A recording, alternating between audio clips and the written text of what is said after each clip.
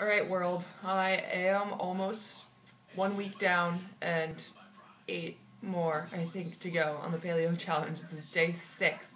I have completed 2 of my 3 benchmark WODs yesterday, and I have also lost a few pounds already. I noticed that probably not right away, but all of a sudden after 4 or 5 days, I got on the scale for the first time and noticed that my weight had already dropped about 4 pounds.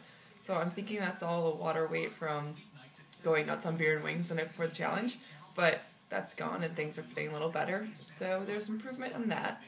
Also, I felt a little weaker at CrossFit this week, but I think it's because I just haven't really figured out how to replace all the food where I used to get all my carbs and energy from. So that, combined with probably stressing out with my nerves about the benchmarks for the entire week, it really, I did my best I could, and I did a lot. I did everything RX'd, and that's a challenge for me because for those of you that haven't read the rules, you can do your benchmarks at either a scaled or RX weight. And the thing is, if you have to do one RX, you do all 3 RX, and if you do a RX in the beginning, you have to do RX in the end, just like scaled in the beginning, scaled in the end. So I chose to just go hard and see where it would get me. I knew it would get I knew I would be absolutely taxed and it would be a real challenge, and I wasn't really going to do that well on them in terms of time, but I knew that that's the only way that I'm going to get better and be able to judge how much further I've come at the end of the 60 days. Yesterday, the first WOD was, I keep mixing up Randy and Christine, that's what they were named. I don't know which is which. I can easily look it up, but I'm not going to. The first one, RX, 55 pounds for women, 75 snatches straight up in the air for time, 8.5 minutes.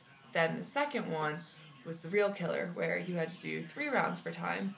First you did 500 meters on the rower, then you went and did 12 deadlifts of your body weight.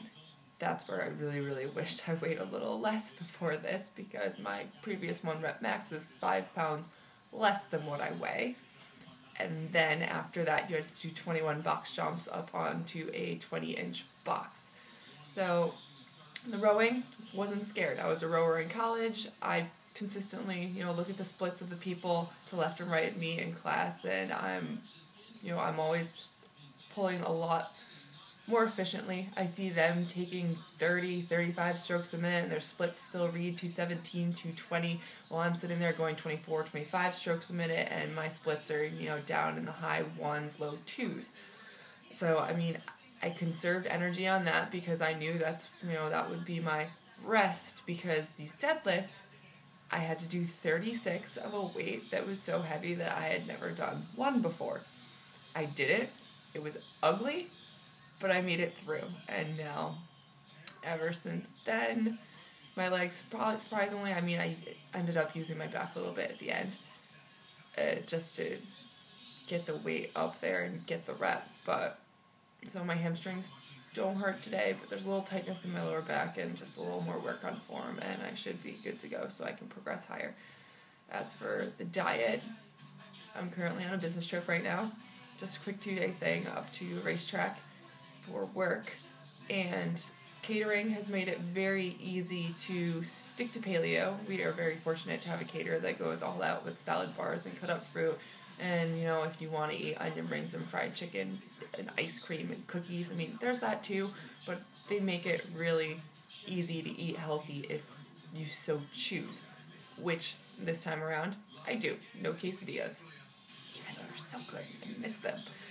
So I was able to do that, and my big test right now is I'm back at the hotel. I'm dead tired around 6 p.m., ready for dinner, and I'm looking over the menu online of the restaurant downstairs, and it's just steak, cheese, salad, sandwich, corn, beans, dairy, this pasta, everything that's delicious and I've ignored for the past week, and there's not many options that are paleo friendly on here.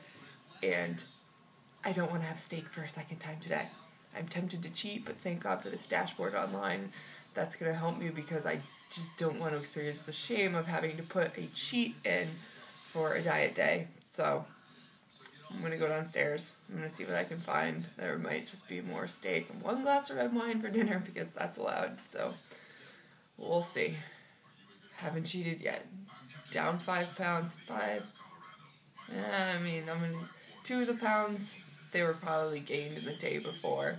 So really, 6 days, down 4 pounds. I know it's not going to come off as fast as that anymore. I just like to build strength and figure out what the F I'm going to eat for the next 51, 54 days. God, that's a lot of time.